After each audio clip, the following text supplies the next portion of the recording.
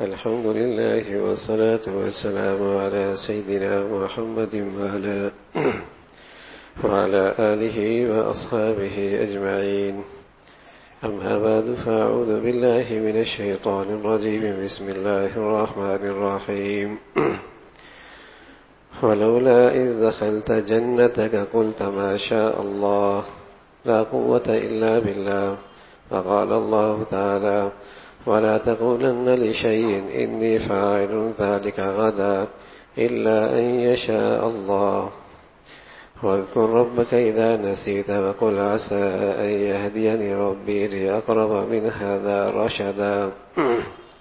صدق الله العظيم. اللهم صل على سيدنا محمد النبي الأمي وعلى آله وأصحابه وسلم.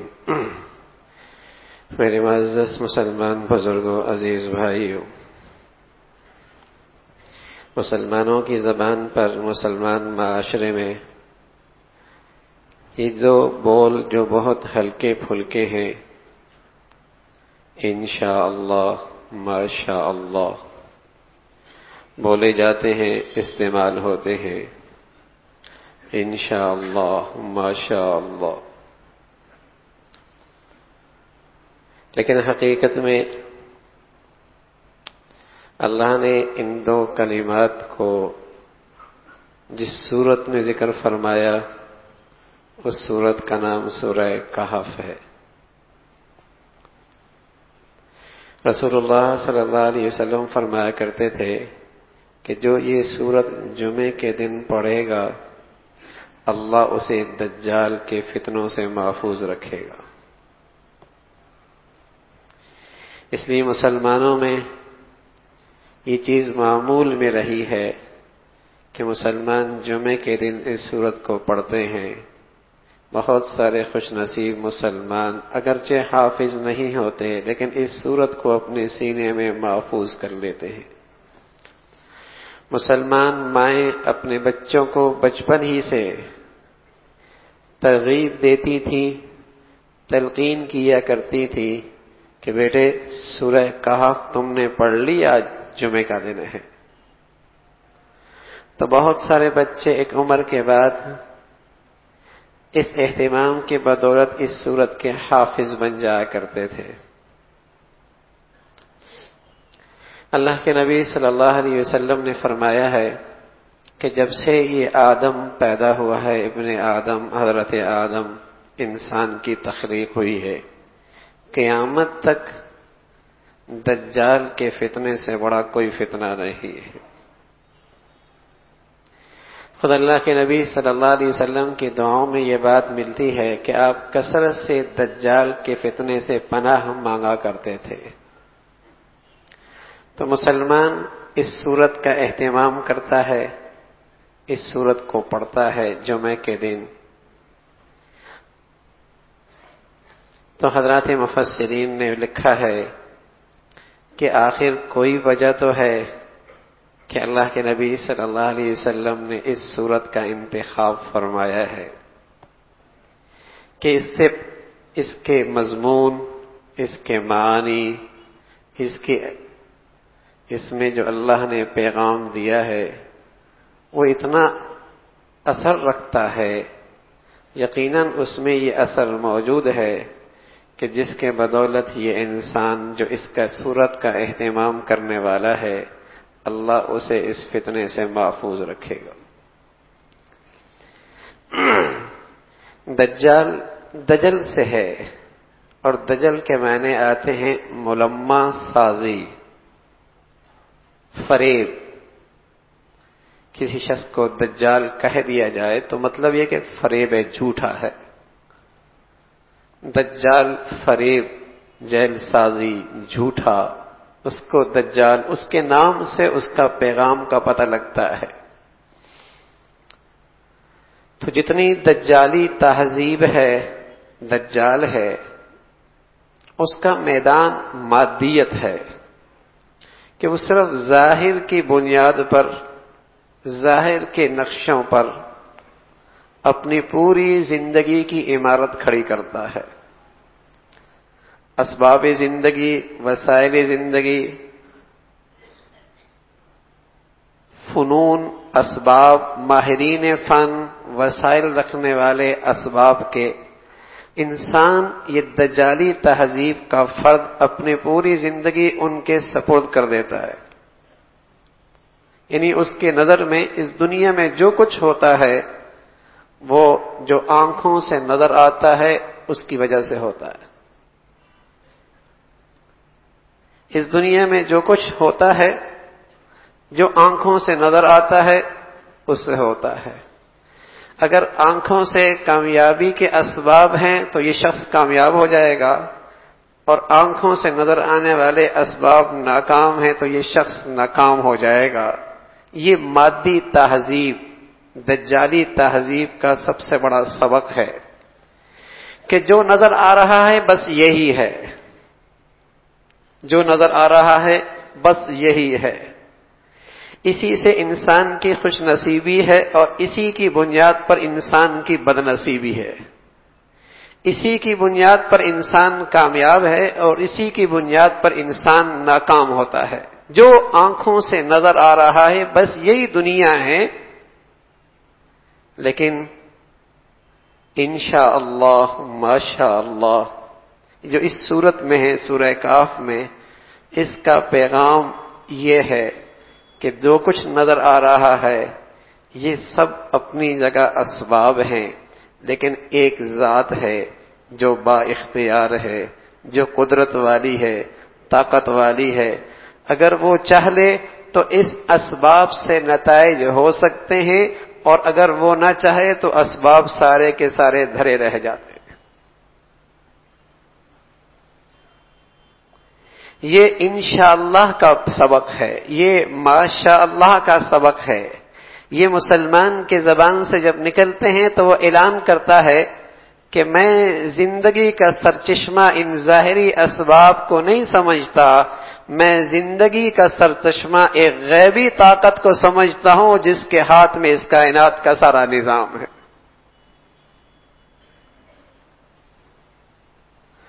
کہ اس کے پاس سارے اسباب مہیا ہیں، ارادہ پختہ ہے، عزم کر چکا ہے، وسائل مہیا ہیں، لیکن وہ کہتا ہے اس منصوبے کی تکمیل میں انشاءاللہ اگر میرا اللہ چاہے گا تو ہوگا، ورنہ یہ اسباب دھرے کے دھرے رہ جائیں.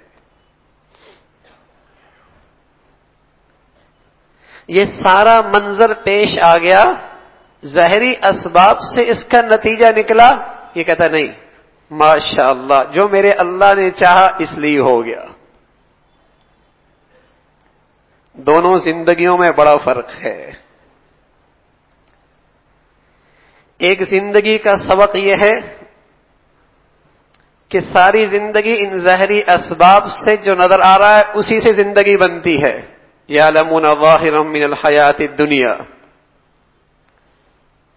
اگر تمہارے پاس ترقی اور کامیابی کے اسباب ہیں تم کامیاب اور ترقی کر جاؤ گے، اور تمہارے پاس اگر ترقی اور کامیابی کے اسباب نہیں تم ناکام ہو جاؤ گے. لیکن مسلمان کیا کہتا ہے کہ جو اللہ رب العزت خوش نصیب بنا سکتا ہے وہ بد نصیب بھی بنا سکتا ہے.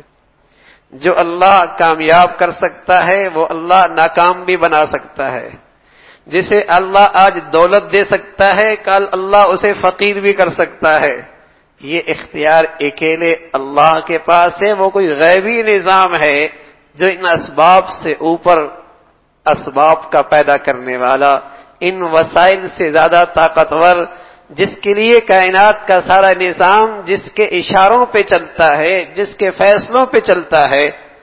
تو اس لیے مسلمان اپنے اسباب کے ہوتے ہوئے بھی کہتا ہے انشاءاللہ. یہ ایک مسلمان معاشرے کی زندگی کی نشانی ہے کہ واقعی اس کے اندر اسلام اور ایمان کی روح موجود ہے. اس معاشرے میں ایمان اور اسلام کی روح موجود ہے کہ کوئی کام ہو جاتا ہے تب بھی اس کا ضمیر کہتا ہے، اندر سے اعلان کرتا ہے ماشاءاللہ میری قوت، میری طاقت، میری عقل مندی، میری دانش مندی، میرے وسائل، میری محنت ایک حد تک ہیں. اگر اللہ نہ چاہتا تو نہ ہوتا. جو کچھ ہوا اللہ کے چاہنے سے ہوا.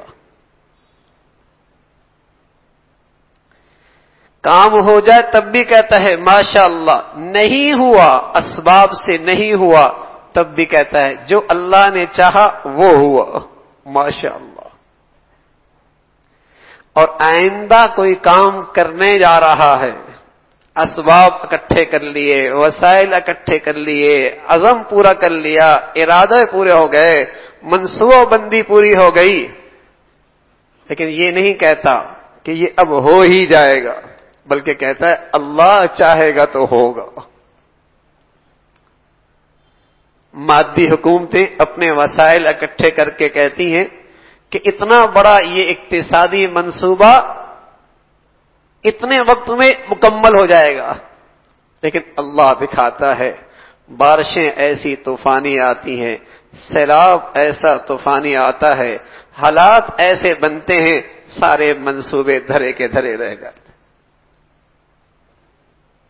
ہم کچھ عرصے بعد خود کفیل ہو جائیں گے، ہماری معاشی حالت مستحکم ہو جائے گی، ہم اپنی نظامی زندگی کو ترقی دے دیں گے، اسباب موجود ہیں، وسائل مہیا ہیں، بجٹ بن چکا ہے، ساری منصوبہ بندی مکمل ہو چکی ہے، ماہرین کو بلا لیا، ماہرین موجود ہیں،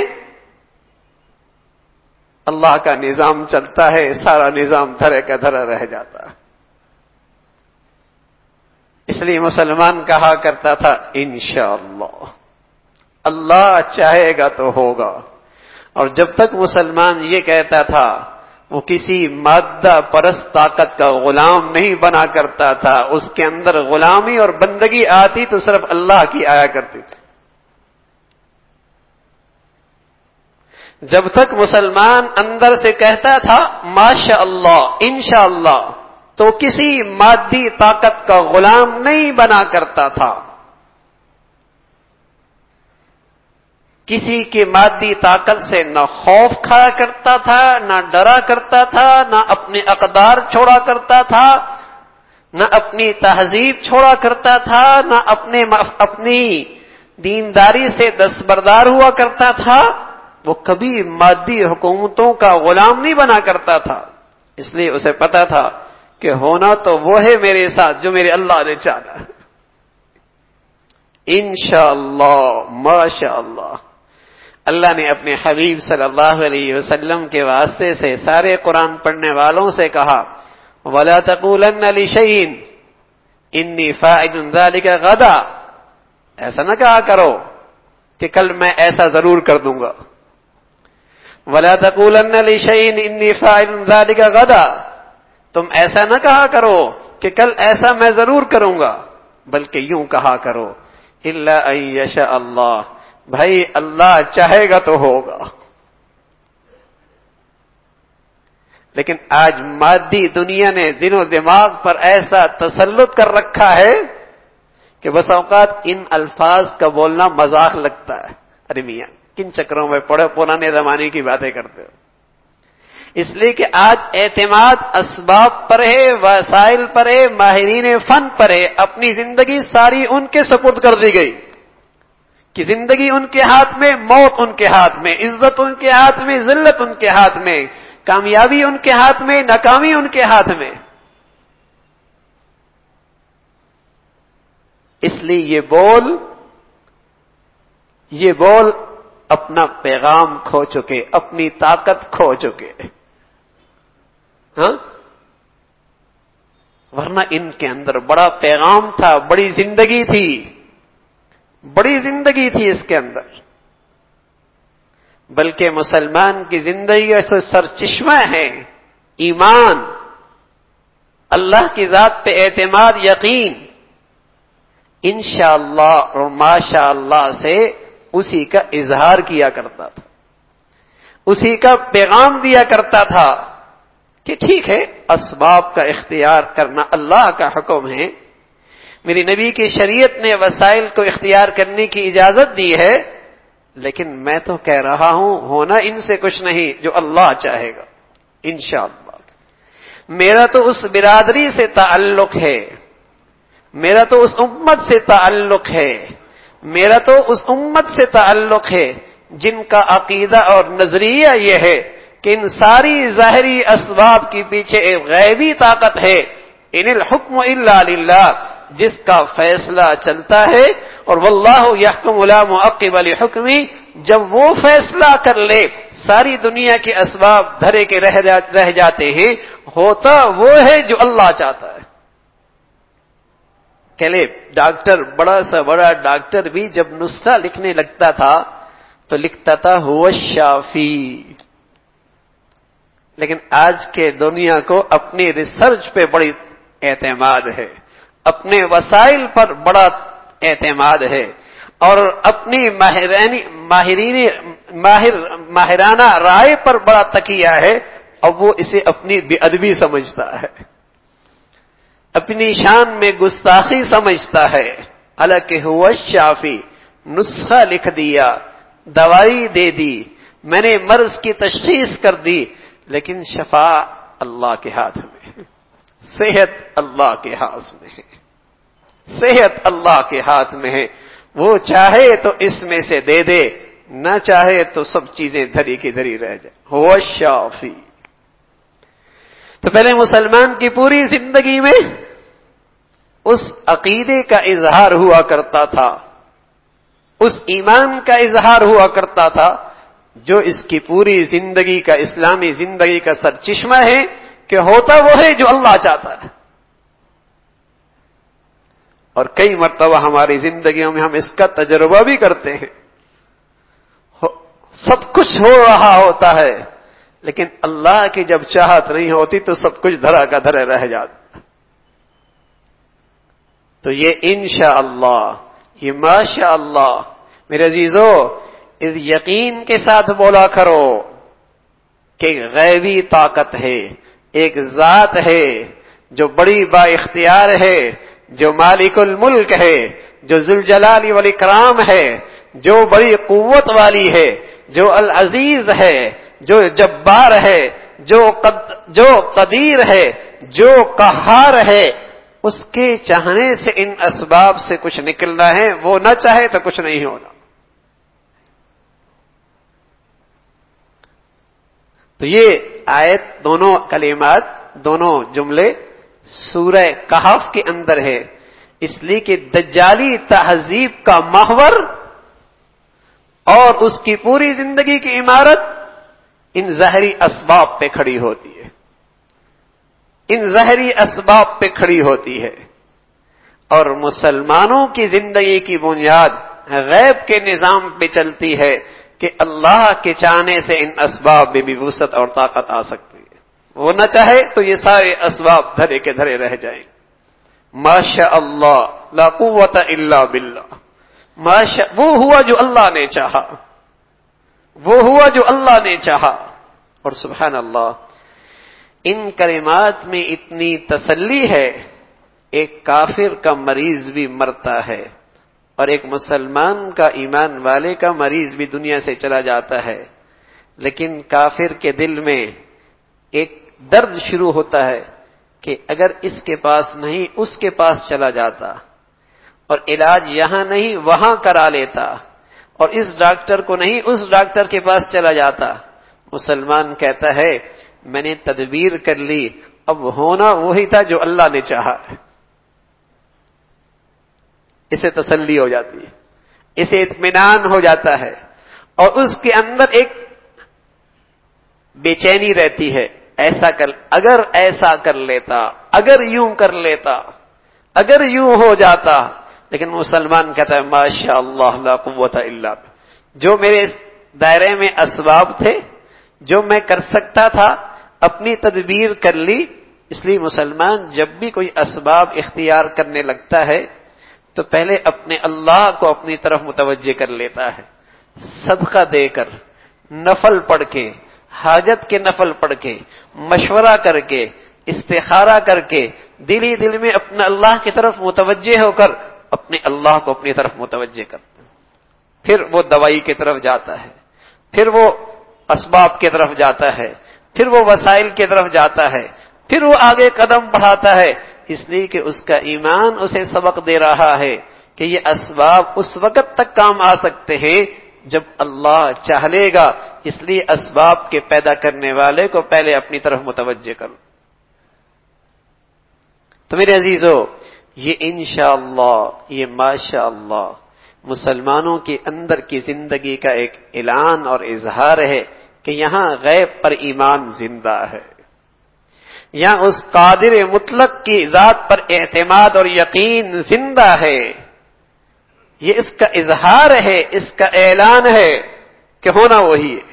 اس لیے مسلمان اسباب کے اختیار کرنے میں، وسائل کے استعمال کرنے میں احتیاط کرتا ہے، احتیاط کرتا ہے، اس لیے کہ کرنا تو اللہ نے ہے۔ تو ایسے اسباب جس سے اللہ ہی ناراض ہو جائے، اپنے لیے ہلاکت اٹھانی۔ جب یہ پیغام زندہ ہوتا ہے، اندر سے ایمان زندہ ہوتا ہے اور کہتا ہے انشاءاللہ، ماشاءاللہ، تو پھر اسباب کے اختیار کرنے میں احتیاط بھی کرتا ہے کہ کوئی ایسا وسیلہ، کوئی ایسا سبب، کوئی ایسا ذریعہ جس سے اللہ ناراض ہو جائے، جس ذات نے ان اسباب میں نتیجہ پیدا کرنا ہے، جس ذات نے ان وسائل سے ثمرہ دینا ہے، وہی ناراض ہو گیا تو میری زندگی کا بیڑا کیسے پار ہو؟ اس لیے مسلمان اسباب اختیار کرتا ہے محتاط انداز میں، اور پھر انشاءاللہ ماشاء اللہ کے ذریعے اپنے مولا پر اعتماد کرتا ہے، اور پھر اللہ بھی اللہ ہے۔ حدیث میں رسول اللہ صلی اللہ علیہ وسلم فرمایا کرتے تھے، انا عند ظن عبدی بھی، بندہ جیسا میرے بارے میں گمان کرتا ہے میں بھی اس کے ساتھ ویسا ہی معاملہ کرتا ہوں۔ اگر کھوکھلا اعتماد اور یقین ہے تو ویسا ہی نتیجہ نکلتا ہے، اور اگر پورے اعتماد اور یقین کے ساتھ یہ کلمات کہتا ہے پھر اللہ رب العزت اس کے ثمرات بھی ویسے ہی عطا فرماتے ہیں۔ اللہ رب العزت ہمیں اپنی ذات پر پورا بھروسہ اور پورا ایمان اور یقین نصیب فرما دے۔ سبحانک اللہم و بحمدک، اشہد ان لا الہ الا انت۔